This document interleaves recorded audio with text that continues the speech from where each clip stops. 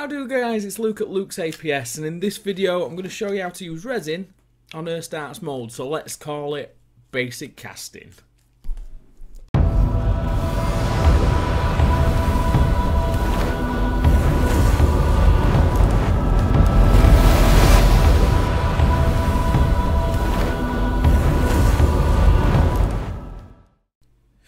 Right, so this video is a bit of a learny one.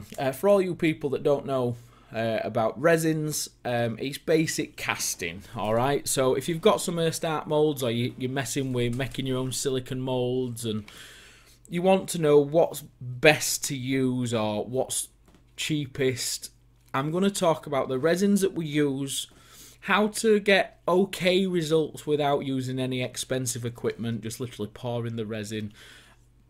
I will do a video on pressure chambers and degassing chambers, but if you're going down that route, you're talking minimum spend £300–400 quid for one of them, you know, like a degassing chamber or a pressure pot. So that's a bit more in depth. It's a bit more for somebody that's wanting to make some money from it, or you really want to make some nice resin casts for yourself.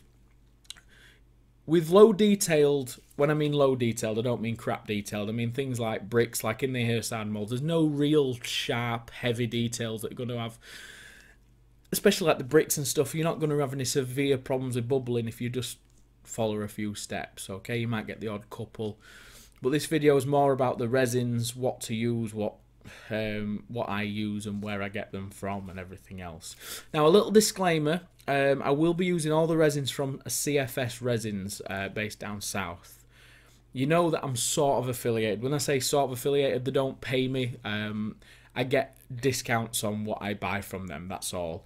It's not a massive discount at all. It's because obviously I do the videos and things for them, and they pay me back the favour of giving me like 20% off. It's not... I'm not making money out of it. I'm saving a little bit of money when I buy the resins, that's all.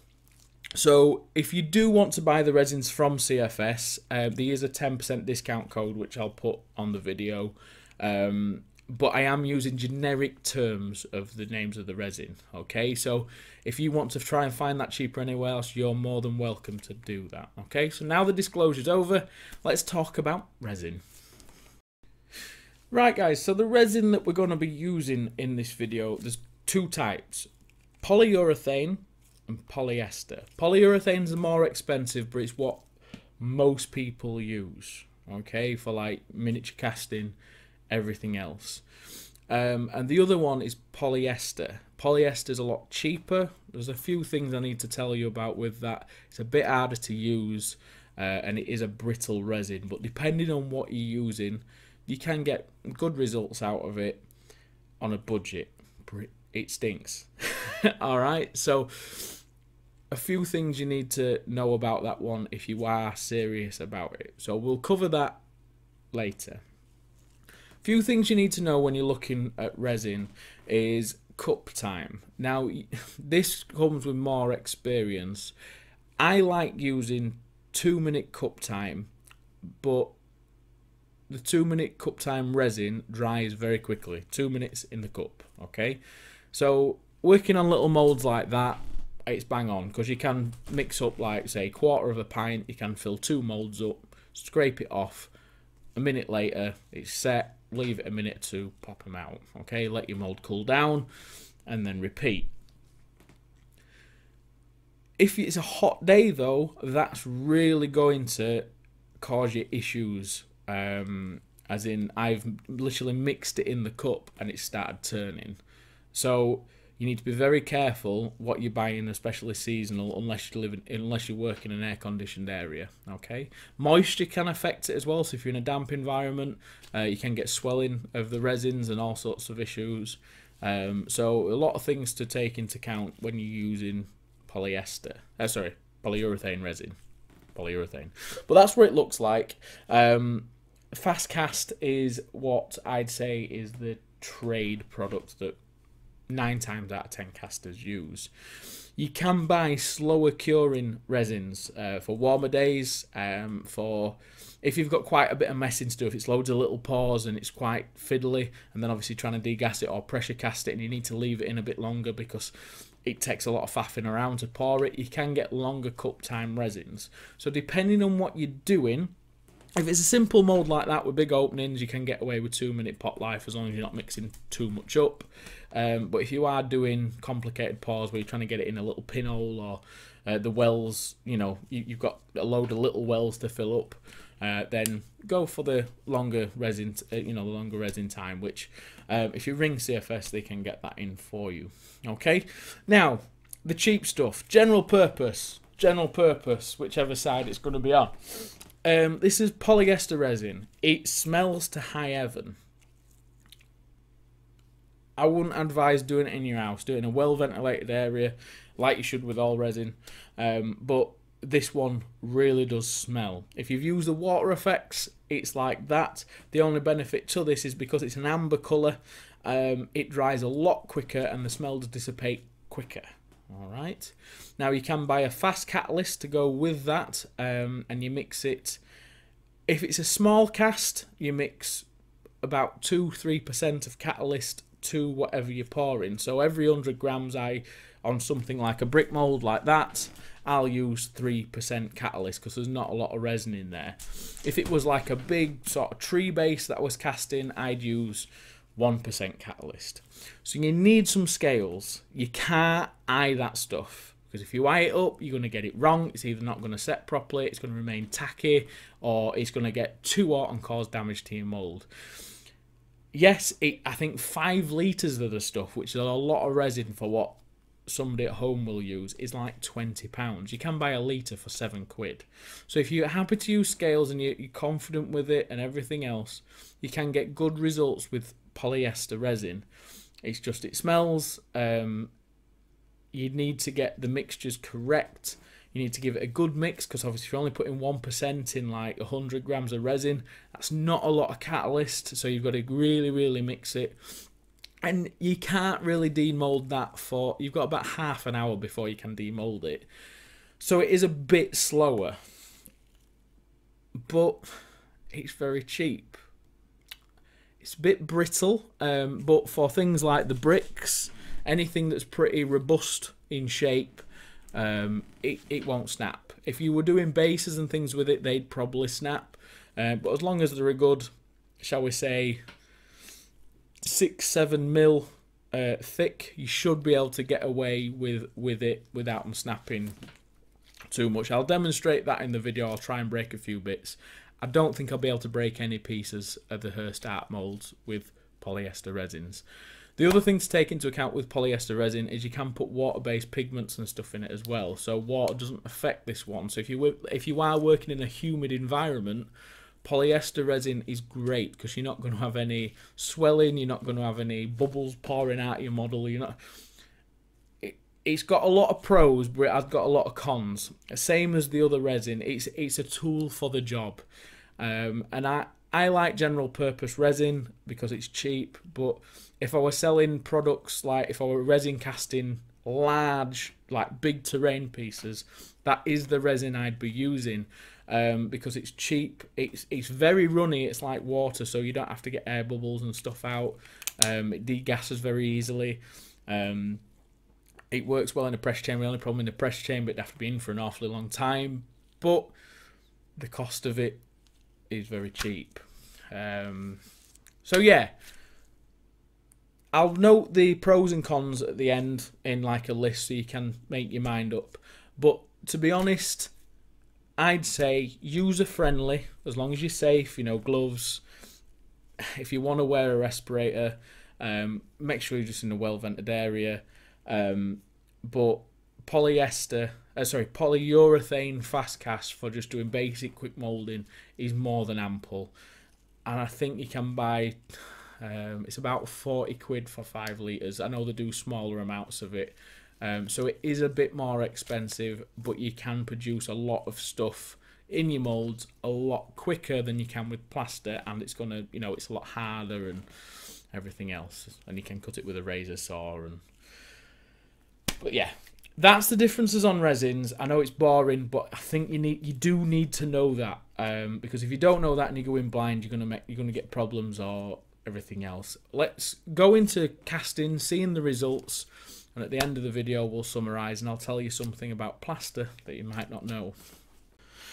Right, so here we have the resins that I'm going to show you. This is the Fastcast Polyurethane White. As you can see, one's amber and one's white. When you mix them together, it goes like a really creamy colour, and when that sets, it goes pure white. This is a slower setting resin that I'm talking about.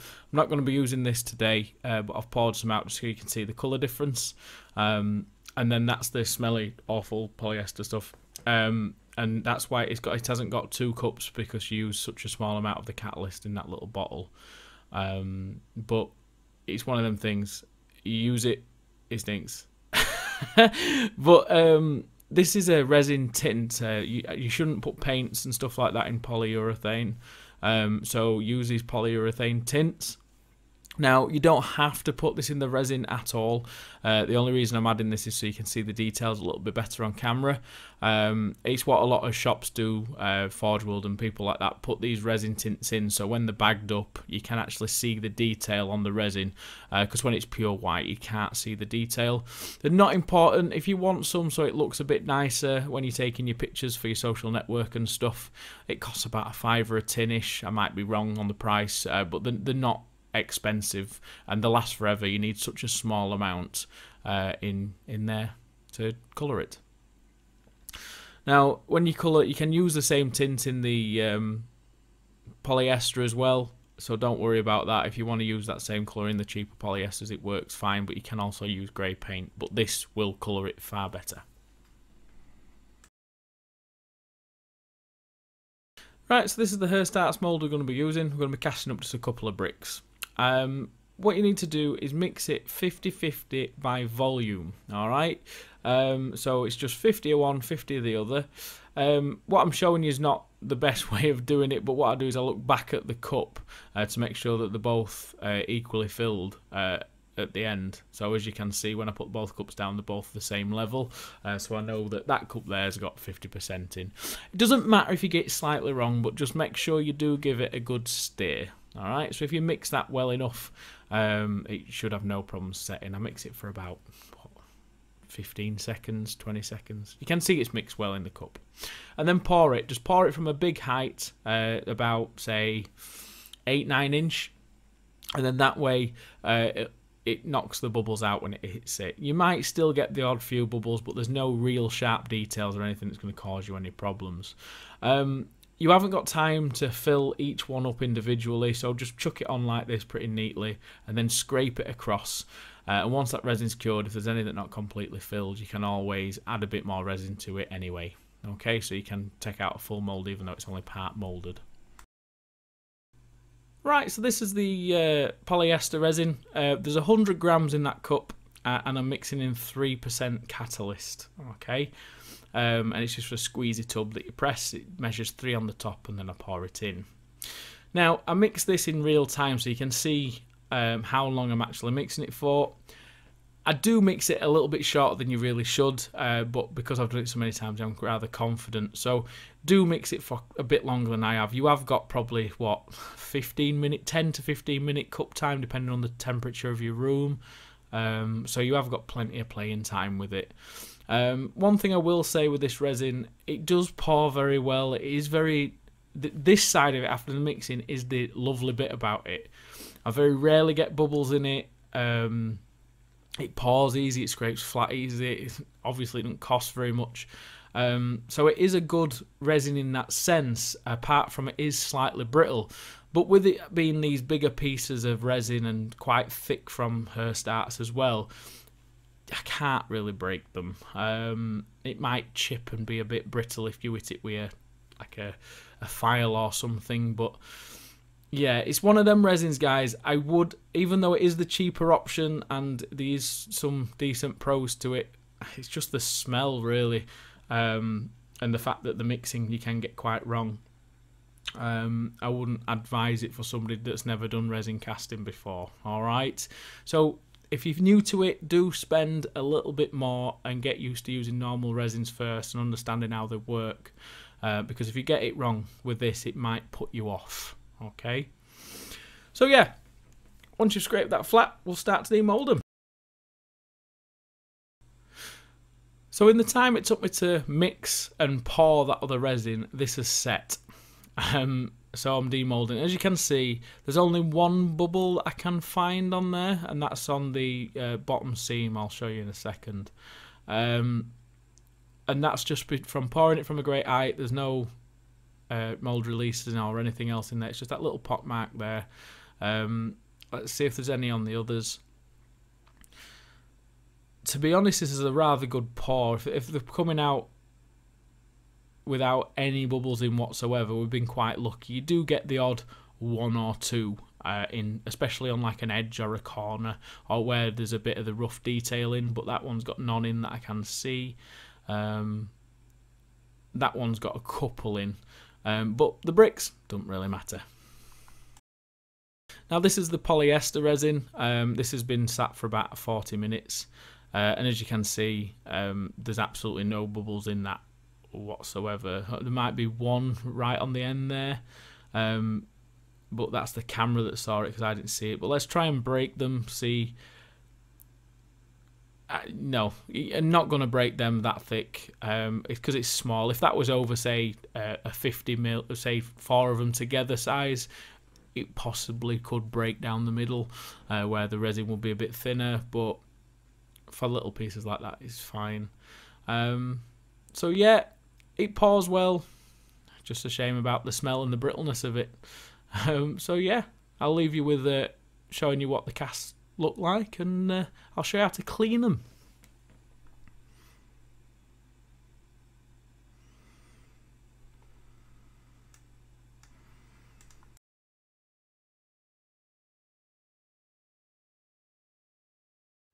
So cleaning all your flash off your resin, because when you're pouring and scraping, you do get quite a bit of flash. This is where a bit thick, the flash on this, because it had a bit of too much poured on. But all you've got to do is pick it off. Any of the really fine flash, just use a stiff brush like that once it's set, and it'll just flake off. Okay, it does get very messy this, so I wouldn't advise doing it near carpet, or I'd at least put a rag down or something that you're brushing into, or brush it into a bin. But one thing with resin casting is bits of resin go everywhere. Okay, and as you can see, that one that I've picked up there's got quite a few bubbles in it. That was with the polyurethane, the polyester resin, and there is still the odd bubble every now and again. It's just less likely. Okay.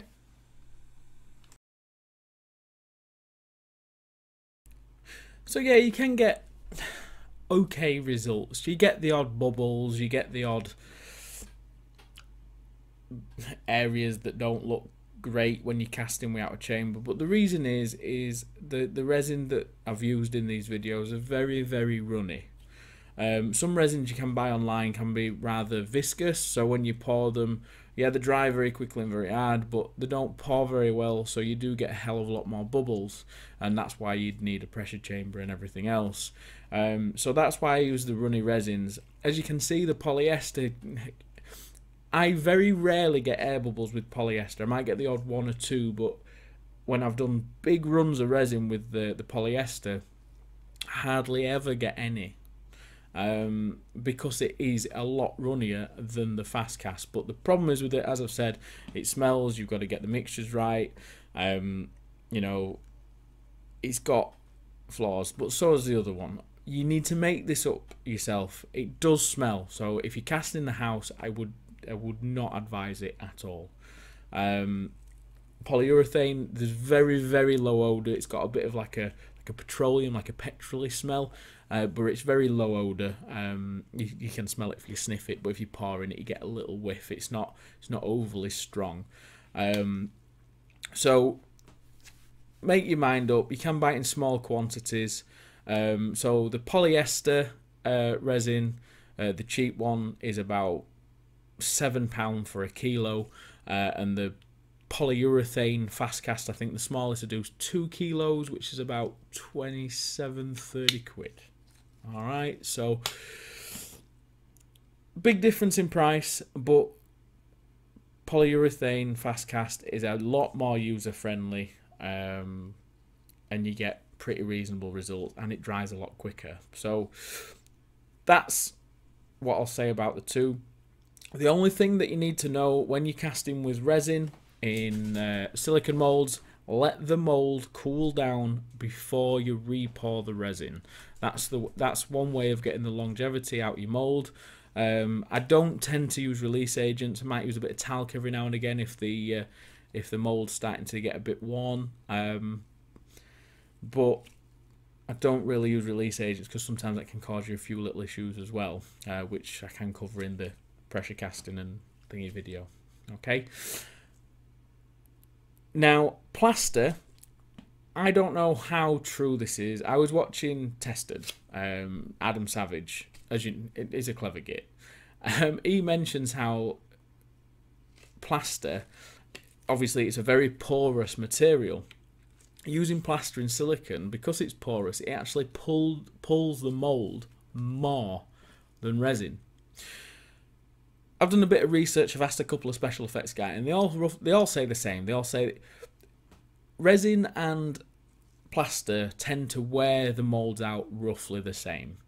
The only reason why people believe that resin wears moulds out more is because they don't let it cool down in between moulds. Because while the mould's hot, you're pouring more resin in, which gets extremely hot, which then that sort of softens it, and then you're pulling it out while the mould's warm. It's always best to let it cool down, let it rest, and then pour again. All right, and if your resin's setting in like 5 minutes, you've got time to, you know, pour it, go have a cuppa, pop them out, clean them up, and while you're cleaning them up, your moulds are, you know, cooled down. You can do another pour, and you can do that. And I can get about 4 resin pulls out for 1 plaster pull.